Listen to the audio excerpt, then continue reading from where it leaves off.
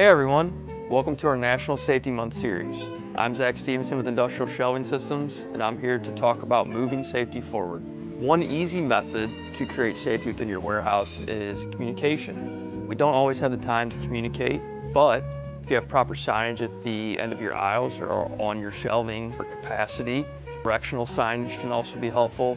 That's an easy way to communicate to your operators that navigate the warehouse how to remain safe and how to store things properly and then make sure that they are under the capacity max. Something else you can do yearly, make sure that your racking is up to standards. It's free from damage. If you don't have the capacity to get out there and take a look at your rack, we here at Industrial Shelving Systems offer yearly rack inspections. Give us a call, we'd be happy to help. Thanks for listening and helping us move safety forward. Tune in next week for the next episode of our series.